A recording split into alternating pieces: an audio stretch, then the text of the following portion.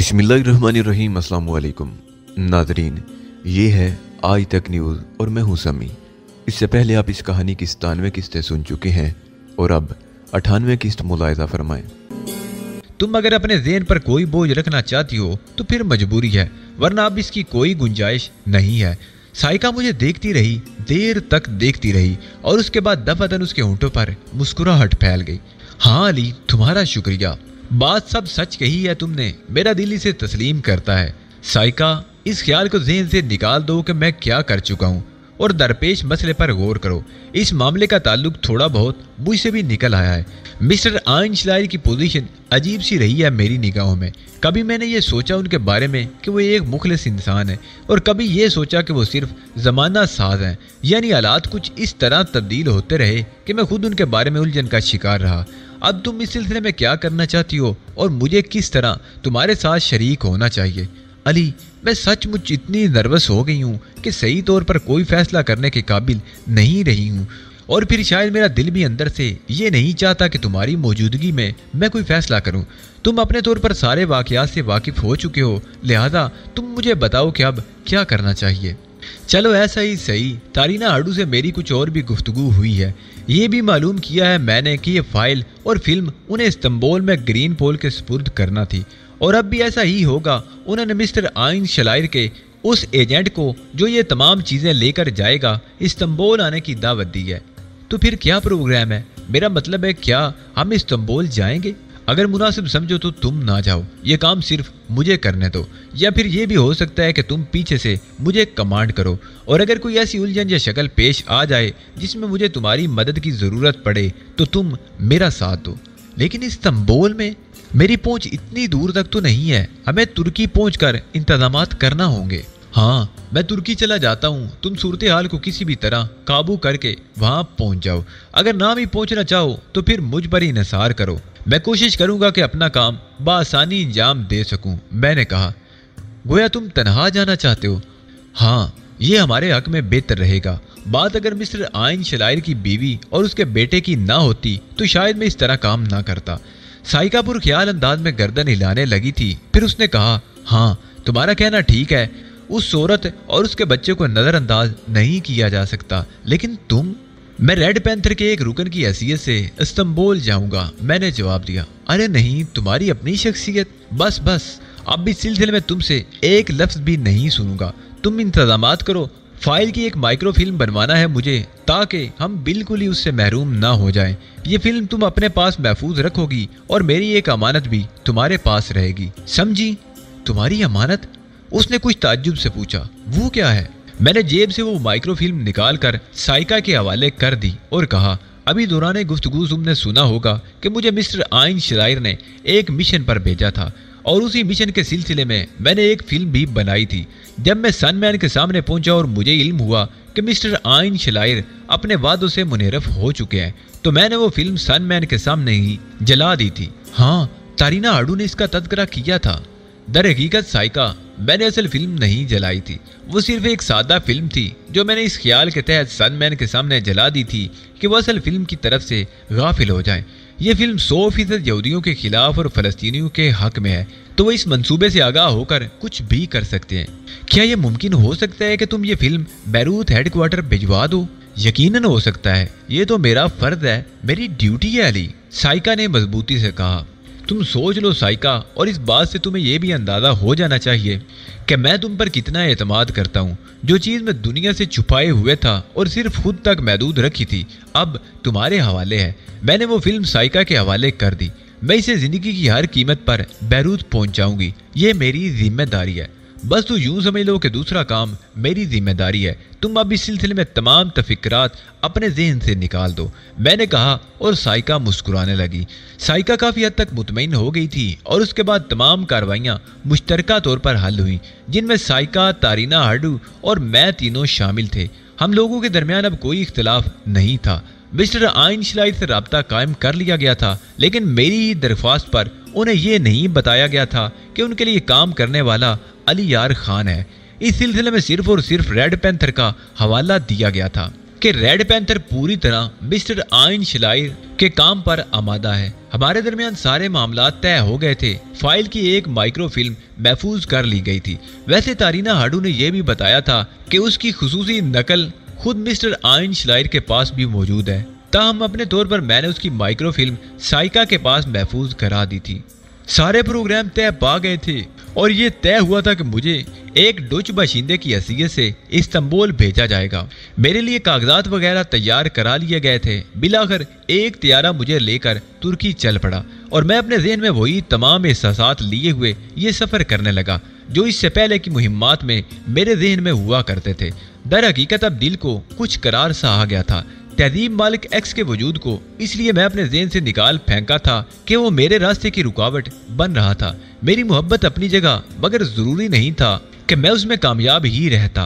तहजीब की ज़िंदगी उसकी तकदीर से वाबस्ता थी। अगर उसे जिंदा रहना है तो वो यकीनन जिंदा रहेगी, कोई उसे मार नहीं सकता, और अगर मौत ही उसका मुकद्दर है तो मैं भी उसे नहीं बचा सकता। अब इस सिलसिले में मैं कुछ नहीं कर सकता था। नीले समंदर की गहराइयों से बुलंद होता हुआ गुंबदों और मीनारों का शहर मेरे सामने आ गया था। ये इस्तांबुल था।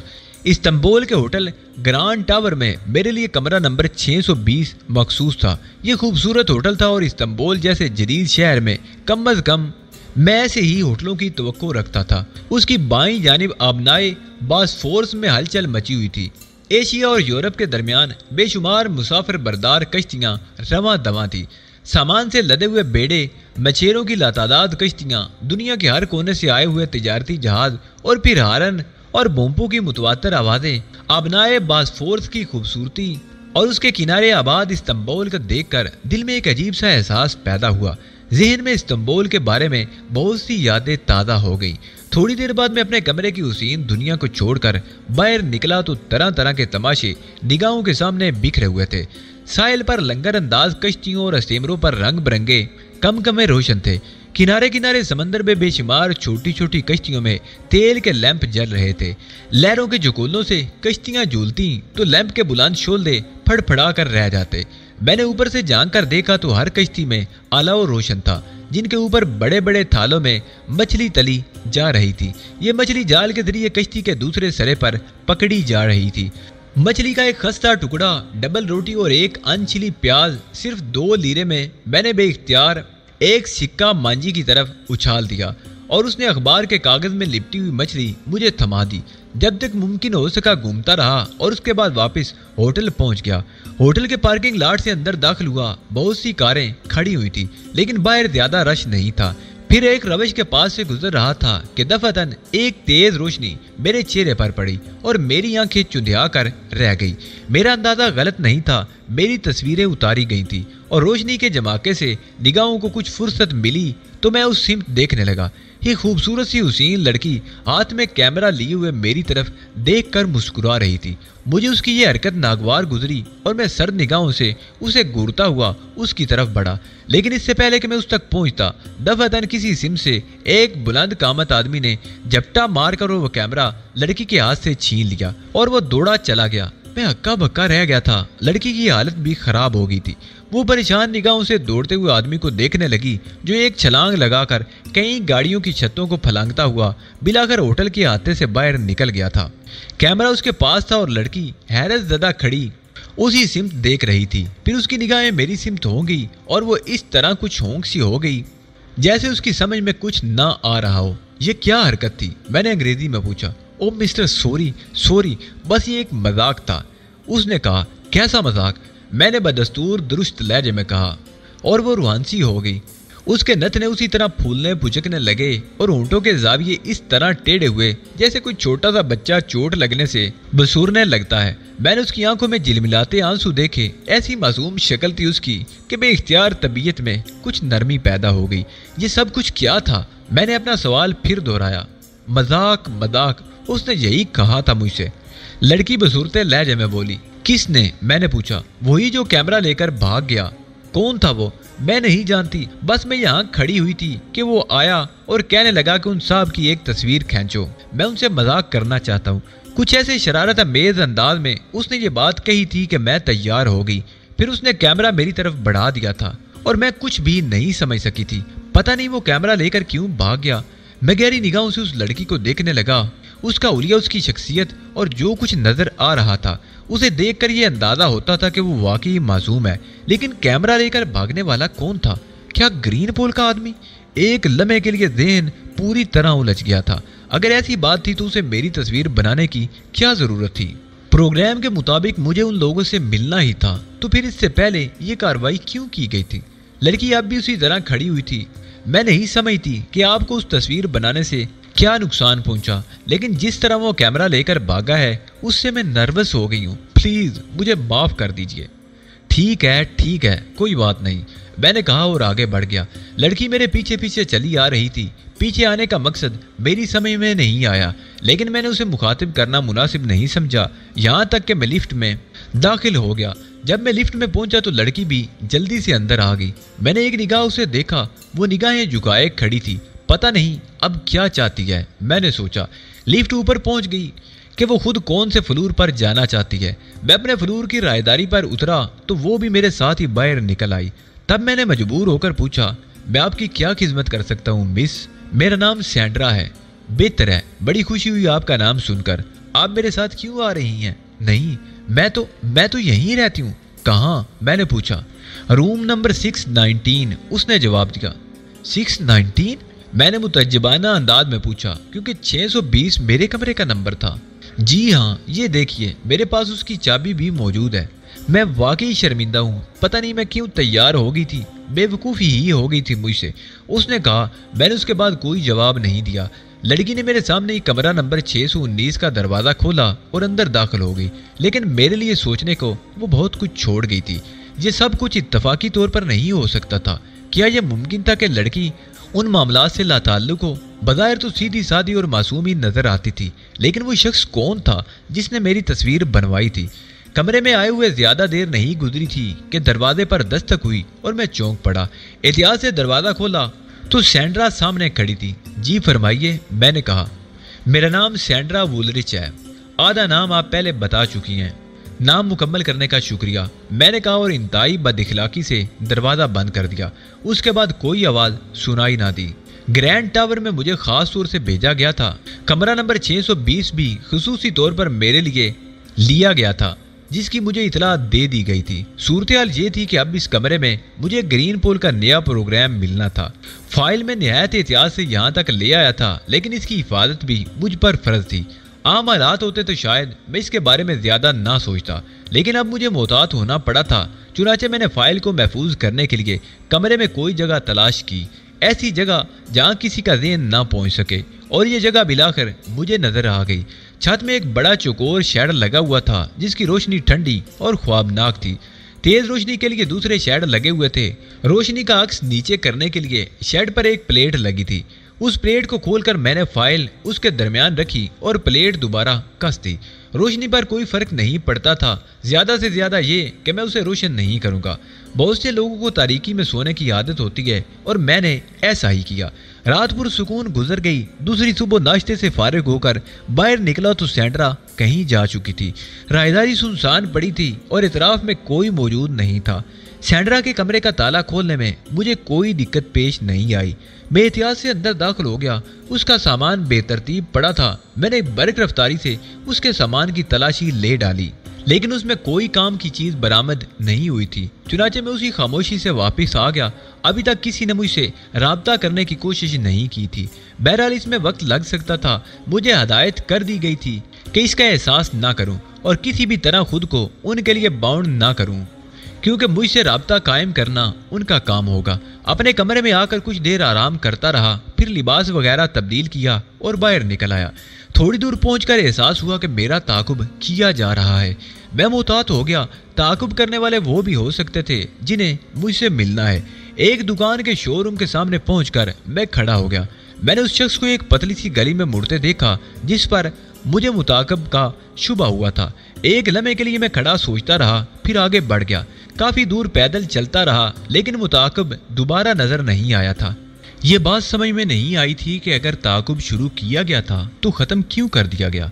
मुमकिन है खुद ताकुब करने वाले को एहसास हो गया हो कि मैं उससे वाकिफ हो गया हूँ, इसलिए उसकी जगह किसी दूसरे ने ले ली हो, लेकिन ये दूसरा भी मुझे नजर नहीं आया था। मैं ज़हन झटक कर आगे बढ़ता रहा। अब सब कुछ हालात पर ही छोड़ दिया जाए तो मेरे हक में बेहतर है। खुद को इस ज़हनी गुबार से आज़ाद करने के लिए मैं इस्तांबुल की तारीख में खो गया। मेरे कदम आगे बढ़ गए। मैं जिस कदर घूम सकता था घूमता रहा और जब थक गया तो वापस ग्रैंड टावर चल पड़ा। काउंटर से चाबी लेकर मैं लिफ्ट की तरफ बढ़ गया। राहदारी में मुकम्मल सुकून था। मैंने चाबी सुराग में डाली तो एक लम्हे में किसी गड़बड़ का एहसास हो गया। कुछ हुआ था। बहरहाल चाबी घूम गई। एक लम्हा तवक्कुफ के बाद मैंने दरवाजे को धकेला और अंदर दाखिल हो गया।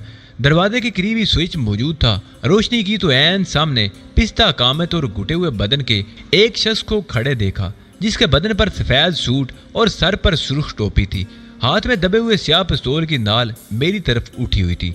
वो खदोखाली से मकामी मालूम होता था, लेकिन उसके पीछे सोफे पर जो शख्स बैठा हुआ था वो किसी यूरोपीय नस्ल का बाशिंदा मालूम होता था। दरवाजा बंद कर दो, पिस्ता कामत ने पिस्तौल को जुम्बश देकर कहा। मैंने किवाड़ को पांव से धकेल कर इस तरह हैंडल घुमाया कि दरवाजा लॉक ना हो सके, लेकिन महसूस यही हो जैसे उसे लॉक कर दिया गया है। इस बात पर वो दोनों ही तवज्जो नहीं दे सके थे।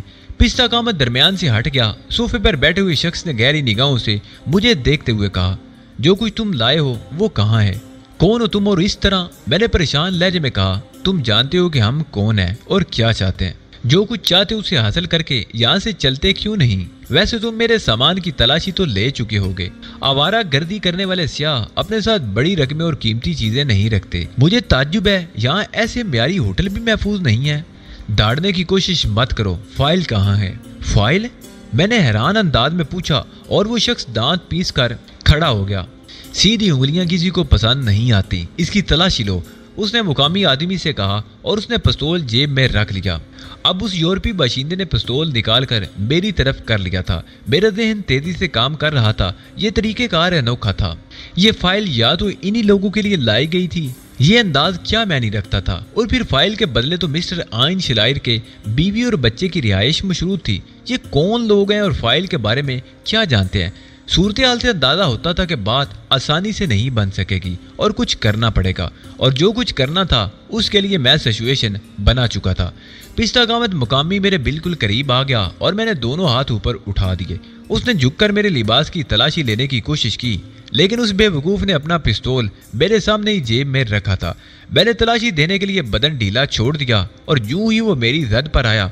मेरे एक हाथ ने निहायत महारत से उसकी जेब हल्की कर दी। जेब हल्की होती ही वो सूरत हाल समझ गया और उसने मुझसे लिपट पड़ने की कोशिश की, लेकिन साइलेंसर लगे हुए पिस्तौल से निकलने वाली गोली ने उसके सीने में सुराख कर दिया था। सफ़ेद फाम के लिए ये सूरत हाल गैर मुतवक्को ज़रूर थी, लेकिन वो लड़ाई भिड़ाई में कच्चा नहीं था। इस मौके पर उसे वही करना चाहिए था जो उसने किया। वो फुर्ती से ज़मीन पर लेट गया। गिरते गिरते उसने मुझ पर फायर कर दिया। गोली मेरे कोट की आस्तीन चीरती हुई निकल गई थी, लेकिन मैं भी इस सूरत हाल के लिए तैयार था। चुनाचे मैंने फुर्ती से बेड के पीछे छलांग लगा दी और किसी कदर महफूज जगह पहुंच गया। यहाँ से अगर मैं चाहता तो उस सफ़ेद फार्म को आसानी से गोली का निशाना बना सकता था, लेकिन मेरी ख्वाहिश थी कि वो जिंदा मेरी गिरफ्त में आ जाए ताकि मैं उससे मालूमात हासिल कर सकूं। उसने मेरी मौजूदा पोजीशन से अपने आप को बचाने के लिए 2-3 करवटें बदली और उसके साथ ही फिर फायर कर दिया। गोली ने बेड के करीब ड्रेसिंग टेबल के शीशे को चिकनाचूर कर दिया। मैं इतना महफूज नहीं था कि उससे मुकम्मल तौर पर बचा रहता। हम दोनों की चलाई हुई गोलियां बआसानी एक दूसरे को ख़त्म कर सकती थी। रिवाल्वर का रुख उसकी जानिब था और उसके सर से तकरीबन 2 इंच ऊंचा उठकर मैं फायर करने की कोशिश करता तो उसका भेजा उड़ जाता। मैंने उसे खौफजदा करने के लिए फायर किया और गोली अकबी दीवार में पैवस्त हो गई। वो घुटनों के बल झुक गया और झुककर आड़ लेता हुआ दरवाजे की जानिब सिरकने लगा। मुझे खदशा था कि इस हंगामे की खबर बाहर जरूर हो जाएगी और उसके बाद मुसीबतें ही मुसीबतें थी मेरे लिए। चुनाचे मैं कम से कम फायर करना चाहता था, लेकिन स्याफा मुझसे शायद खौफजदा हो चुका था। उसने उठकर एक बार फिर फायर किया और इस बार उसका फायर कामयाब हो गया। रिवाल्वर मेरे हाथ से निकलकर दूर जा पड़ा था। इस सूरत हाल ने उसे थोड़ी सी तकवीयत बख्शी थी और वह सीधा उठ खड़ा हुआ। उसके हल्क से गराती हुई आवाज निकली, सीधे खड़े हो जाओ वरना इसके बाद जो होगा तुम उससे बच नहीं सकोगे। मैं शकीस खुर्दा अंदाज में खड़ा हो गया। मेरा ख्याल था कि वो अब मेरी तरफ से काफी मुतमईन हो गया था। मैंने आहिस्ता आहिस्ता दोनों हाथ ऊपर उठा लिए और वो मेरी जानिब बढ़ने लगा। उसके रिवाल्वर की नाल मेरे सीने की जानिब उठी हुई थी, लेकिन जैसे ही वो मेरे करीब पहुंचा मैंने नहायत फुर्ती से बायां हाथ उसकी रिवाल्वर वाली कलाई पर जमा दिया और पूरी कुव्वत से रिवाल्वर की नाल फर्श की जानिब झुका दी। वो इस हमले के लिए तैयार नहीं था, चुनाचे रिवाल्वर उसके हाथ से निकल गया। मैंने पूरी कुव्वत से उसे झटका देकर नीचे गिराया, लेकिन दूसरे ही लम्हे उसने उल्टी कलाबाजी खाई और अपना सर मेरी नाक पर इस जोर से मारा कि एक लम्हे के लिए तो मेरा दिमाग चकरा कर रह गया। अगर मैं फौरन ना समझ जाता तो दूसरी टक्कर यकीनी तौर पर मेरी खोपड़ी ही फाड़ देती। सफेद भाम के सर की मजबूती का इससे पहले मुझे कोई तजर्बा नहीं था। चूंकि मैं पीछे हट गया था इसलिए उसका वार खाली हो गया और वो 2 कदम आगे बढ़ आया। अब वो भी निहत्था हो चुका था, लेकिन उसकी फुर्ती और लड़ने का अंदाज बता रहा था कि वो इस तरह की दस्त बदस्त जंग करने का आदी है। उसने एक साइड तब्दील की और बाजू की टक्कर मेरे सीने पर लगाना चाही, लेकिन मैंने अपने आप को बचाया और दूसरे ही लम्हे मैंने उसके मुंह पर एक जोरदार थप्पड़ रसीद कर दिया। खासी जोरदार आवाज पैदा हुई थी और वो एक लम्हे के लिए घूम गया था। मुझे इतराफ करना पड़ा कि उस जैसा फुर्तीला आदमी इससे पहले मेरी निगाहों से नहीं गुजरा था। उसने उछलकर एक बार फिर मेरी गर्दन पर एक हाथ रसीद किया और मैं 2 कदम पीछे हट गया। इससे कबल कि मैं संभलता उसने दरवाजे की तरफ छलांग लगा दी। अगर वो चाहता तो इससे फायदा उठाकर मुझे खत्म कर सकता था, लेकिन उसने ऐसा नहीं किया और दूसरे ही लम्हे वो बाहर निकल गया। मैंने भी दरवाजे की जानिब छलांग लगा दी। जब मैं बाहर निकला तो राहदारी सुनसान पड़ी हुई थी। मैंने मुतैराना अंदाज में चारों तरफ देखा और यूं महसूस होता था जैसे उस राहदारी में कोई मौजूद ही ना हो। समझ में नहीं आता था कि इस कदर जल्द वो दौड़ता हुआ कहाँ निकल गया। मैं नीचे की जानिब दौड़ा, लेकिन सफेद फार्म का अब कहीं पता नहीं था। मैं चंद लम्हे उलझी हुई निगाहों से इधर उधर देखता रहा और फिर वहां से वापस पलट पड़ा। अपने कमरे के दरवाजे पर पहुंचते हुए दफादन मेरे ज़हन में एक ख्याल आया और मैंने सैंड्रा के कमरे की तरफ देखा। उसका दरवाजा बंद था। वैसे ये मेरी खुशबख्ती थी कि आसपास कोई मौजूद नहीं था। हर चंद के गोलियां साइलेंसर लगे पिस्तौल से चली थी, लेकिन उसके बावजूद हंगामा आराई तो हुई थी और इस भाग दौड़ से आसपास के लोग तो मुतवज्जो हो सकते थे, लेकिन यूं लगता था जैसे कुर्बो जवार में कोई कमरों में मौजूद ना हो। अगर होता तो यकीनी तौर पर सूरत हाल बिगड़ जाती। मैं वापस अपने कमरे में दाखिल हो गया। मुकामी आदमी की लाश बेतरतीब हालत में पड़ी हुई थी। कमरे में खून और बारूद की बू फैली हुई थी। मैंने ताज़ा हवा के लिए अकबी खिड़की खोल दी और उस लाश की तरफ तशवीश अमेज निगाहों से देखने लगा। जरूरी था कि उस लाश को ठिकाने लगाया जाता। मैंने लाश की जेबों की तलाशी लेना शुरू कर दी, लेकिन उनसे कोई चीज बरामद नहीं हुई जिससे उस शख्स की शनाख्त या उसके बारे में कोई अंदाजा हो सकता था। मुझे यकीन था कि सफेद फार्म ने इस शख्स को यहीं से किराए पर हासिल किया होगा, लेकिन आखिर वो कौन था और इस तरह उसने मुझसे फाइल मांगने की कोशिश क्यों की थी? अगर उसका ताल्लुक ग्रीन पोल से ही था तो जाहिर है हमारे दरमियान तो खासी मफामत अमेज गुफ्तगू होना चाहिए थी। इस तरह फाइल हासिल करने की कोशिश क्यों की गई? बहरतौर अब सबसे बड़ा मसला इस लाश को ठिकाने लगाने का था। बड़े पूरे होटल में किसी इंसानी लाश को आसानी से गायब नहीं किया जा सकता था, लेकिन मेरे ज़हन में एक तरकीब आ गई थी। मैंने दरवाज़ा खोलकर बाहर झांका। राहदारी अब भी सुनसान पड़ी हुई थी। मैं फौरन ही कमरा नंबर 619 के दरवाजे पर पहुंच गया और यहाँ मैंने आहिस्ता से दस्तक दी। अंदर से कोई आवाज़ सुनाई नहीं दी थी। दूसरी और तीसरी दस्तक पर भी जब कोई आवाज़ सुनाई न दी तो मैंने जेब से एक मखसूस किस्म का तार निकाल कर अंदर से दरवाज़ा खोलने की कोशिश शुरू कर दी। ये तार इस किस्म के कामों के लिए बड़ा कारआमद था। चुनाचे लाख खोलने में मुझे कोई दिक्कत पेश नहीं आई। कमरा बिल्कुल खाली पड़ा हुआ था। दरवाजे को उसी तरह खुला छोड़कर मैं फुर्ती से अपने कमरे में आया, लाश उठाई और उसे लिए हुए सैंड्रा के कमरे में दाखिल हो गया। फिर मैंने लाश को निहायत इत्मीनान से सैंड्रा के बेड के नीचे डाल दिया और लटकी हुई चादर को बराबर करके फुर्ती से बाहर निकल आया। दरवाजे को लॉक किया, उस पर से अपने हाथ के निशानात मिटाए और अपने कमरे में आ गया। हरचंद की एक बुरी बात थी, लेकिन सैंड्रा का किरदार भी अभी तक मेरी निगाहों में मशकूक था। मैं नहीं जानता था कि मेरी तस्वीर बनाने वाली ये लड़की किस हैसियत की हामिल है। बज़ाहिर वो मासूम नजर आती थी, लेकिन दुश्मनों के नरगे में मैं किसी को मासूम नहीं समझ सकता था। उसके बाद मैंने कमरे की सफाई शुरू कर दी और इतनी मेहनत से ये सफाई की कि इस खूनी हंगामे का कोई निशान बाकी नहीं छोड़ा।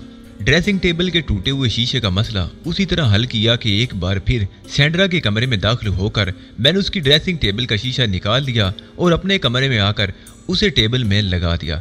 लेकिन इसके फौरी बाद मुझे एक और काम करना था, यानी इस्तांबुल के किसी और होटल में अपने लिए एक कमरे की बुकिंग, ताकि जरूरत पेश आने पर मुझे अपने काम में कोई दिक्कत पेश न आए। कमरे का आखिरी जायजा लेने के बाद मैं बाहर निकल आया और फिर होटल से बाहर आकर काफी फासले पर एक टेलीफोन बूथ से मैंने एक होटल का नंबर डायल किया, जिसकी लिस्ट टेलीफोन बूथ में मौजूद थी। होटल पे कार्ड में मैंने अपने लिए एक कमरा बुक कराया और एक फर्जी नाम उन्हें बताकर मैं कुछ देर के बाद उनके पास पहुंच जाऊंगा। उस तरफ से मुतमईन होकर मैं बाहर निकल आया। मेरी निगाहें इधर उधर भटकने लगी। इतराफ में कोई ऐसी जगह नहीं थी जहां सुकून से बैठा जा सके। चुनाचे थोड़ी देर के बाद मैंने एक टैक्सी रोकी और उसमें बैठकर टैक्सी ड्राइवर को चलने के लिए कहा। एक खूबसूरत से कैफे का बोर्ड देखकर मैंने टैक्सी रुकवाई और बिल अदा करके कैफे की इमारत में दाखिल हो गया। इसी दौरान मैंने अपने ताकुब वगैरह पर कोई तवज्जो नहीं दी थी, लेकिन होटल में बैठकर काफी पीते हुए ये ख्याल ज़हन में उभरा। अभी मैं ज्यादा नहीं सोच पाया था कि कैफे में मैंने सैंड्रा की शक्ल देखी। खूबसूरत और मासूम शक्ल की लड़की इधर उधर देख रही थी। फिर वो एक मेज की जानिब बढ़ी, लेकिन अचानक ही वो ठिठक गई। मैंने महसूस किया कि उसकी निगाहों में मेरी शक्ल घूम गई है, यानी होटल के हाल में सरसरी सी निगाह दौड़ाते हुए उसने मेरी शक्ल भी देखी होगी, लेकिन वो वहां से गुजर गई थी। लेकिन अब फिर मैं उसे याद आ गया। वो बगौर मुझे देख रही थी। मैं आहिस्ता से मुस्कुरा दिया और वो तेज कदमों से चलती हुई मेरे नजदीक पहुंच गई। हेलो, तुम वही हो ना? हाँ वही हूँ, बैठ जाओ, मैंने पुरसुकून लहजे में जवाब दिया और वो कुर्सी घसीट कर बैठ गई। मैं इधर से गुजर रही थी, काफी पीने का मूड हुआ। क्या ये इत्तेफाक नहीं है? हो सकता है, मैंने मुस्कुराती निगाहों से उसे देखते हुए कहा। जायजा लेना चाहता था कि वो किस किस्म की और किस पाए की अदाकारी कर रही है। अलबत्ता इतना अंदाजा तो मुझे जरूर था कि उसे अभी तक अपने कमरे का हाल मालूम नहीं हो सका, वरना वो इतनी पुरसुकून ना होती और इतनी जल्दी यहाँ तक नहीं पहुँच जाती। अलबत्ता यहाँ तक पहुँच जाने के सिलसिले में ये बात यकीनन काबिल गौर थी कि वो इत्तफाकिया तौर पर ही यहाँ आ गई है या फिर मेरा ताकुब करती हुई। दो ही सूरतें हो सकती थी। मुमकिन है बाहर वो मेरा इंतजार कर रही हो और उसे अंदर आने की सूरत हाल का इल्म ना हो। बहरतौर इस लड़की को मैं इन मामलात से ला ताल्लुक करार नहीं दे सकता था, लेकिन अब ये मेरे हाथ लग गई थी तो इससे थोड़ी बहुत मालूमात हासिल करना मेरी ज़रूरी थी। मैंने वेटर को इशारा करके उसके लिए काफ़ी मंगाई और वेटर ने थोड़ी देर के बाद मेरा ऑर्डर शुरू कर दिया। हैरत अंगेज बात है, हमारी मुलाकात जगह जगह हो जाती है। वैसे तुमने मुझे बताया था कि तुम... हाँ क्या? मैंने किसी कदर बेपरवाही का मुजाहरा करते हुए कहा। कुछ नहीं, बस ऐसे ही। वो कॉफी की प्याली उठाकर छोटे छोटे घूंट लेने लगी। मैं उसकी इस तशने गुफ्तगू के बारे में सोच रहा था। गालिबन वो पूछना चाहती थी कि मैंने उसे अपने कमरे के बारे में बताया था।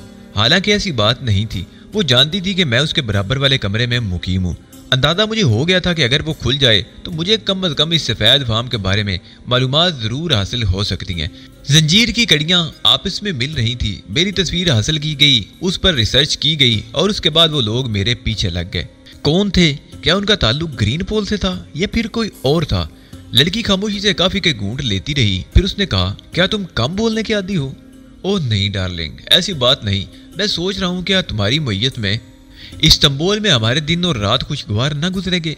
मैं गलत लड़की नहीं हूँ, प्लीज किसी गलत फहमी का शिकार ना होना।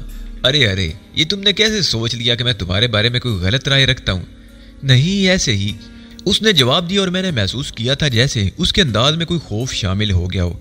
मैंने इतराफ में देखा लोग अपनी अपनी मसरूफियात में महव थे।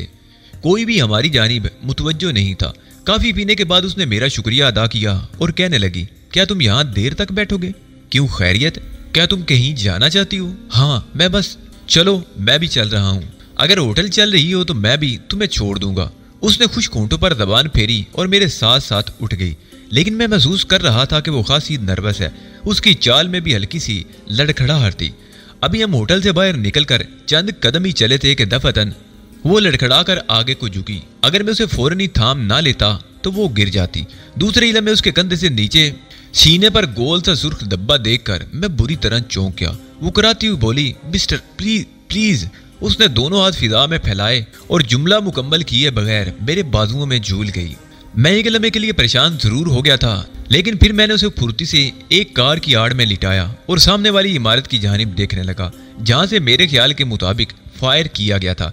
मुझे महसूस हुआ कि कोई वहां मौजूद है और दूसरे ही लम्हे एक गोली सुनसुनाती हुई मेरे सर के ऊपर से गुजर गई। जिस कैफे से हम निकले थे उसके बाहर खड़े हुए चौकीदार ने लड़की को गिरते हुए देख लिया था। वो फौरन ही हमारी तरफ दौड़ पड़ा। मैंने चीख कर उसे इमारत की छत पर किसी खौफनाक कातिल की मौजूदगी से आगाह किया और एम्बुलेंस के लिए फोन करने की हदायत की। चौकीदार फौरन ही वापसी के लिए मुड़ गया था। मैंने सैंड्रा की तरफ देखा। उसकी आंखें बंद थी, सांस रुक रुक कर चल रही थी, जख्म से मुसलसल खून बह रहा था और जाहिर है फौरी तौर पर खून बंद करने के लिए इस वक्त मेरे पास कोई तरीका नहीं था। मुझे यकीन था कि फायर करने वाले उन्हीं लोगों में से कोई हो सकते हैं जिन्होंने यहाँ आते ही मुझ पर मुसीबतों की बारिश कर दी थी। शायद वो मुझे हलाक करना चाहते थे, लेकिन सैंड्रा दद में आ गई, या फिर मुमकिन है उन्हें सैंड्रा की जात से कोई खतरा पैदा हो गया हो। मैं इस दफा फायर करने वाले को आसानी से फरार होने का मौका नहीं दे सकता था। चुनाचे मैंने एक दम छलांग लगा दी और दौड़ता हुआ उस इमारत की तरफ जाने लगा जिसकी छत पर से फायरिंग की गई थी। उसके लिए मुझे एक चौड़ी सड़क अबूर करना पड़ी थी और सीधे दौड़ने में अगरचे खतरा था, लेकिन यह खतरा मोल लिए बगैर अब और कोई चारा भी तो ना था। मैं दूसरी तरफ पहुंचा भी ना था कि एक और फायर हुआ और गोली मुझ से चंद कदम के फासले पर सड़क पर लगी। मैं लोगों की चीखों पुकार की आवाजें सुन रहा था, लेकिन उनकी तरफ तवज्जो दिए बगैर मैं उस मकान में घुस गया जिसका दरवाजा खुला हुआ था। ऊपर जाने के लिए रास्ता तलाश करने में मुझे बहुत ज्यादा दिक्कत भी नहीं हुई। इमारतों की छतें आपस में मिली हुई थी और मैं आसानी से ऊपर पहुंच सकता था। चुनाचे मैं फुर्ती से दौड़ता हुआ सीढ़ियां तय करने लगा। जीने के ऊपर वाला दरवाजा अंदर से बंद था, जिसका मतलब था कि जो कोई भी है इस रास्ते से ऊपर नहीं गया। मैंने रिवॉल्वर निकालकर जंजीर गिरा दी और निहायत आहिस्तगी से दरवाजा खोल दिया। मैंने छत पर कदम रखा ही था कि एक गोली सनसनाती हुई मुझ से सिर्फ 2 फुट के फासले पर बनी हुई चिमनी में पेवस्त होगी। मैं एकदम सीने के बल नीचे गिर पड़ा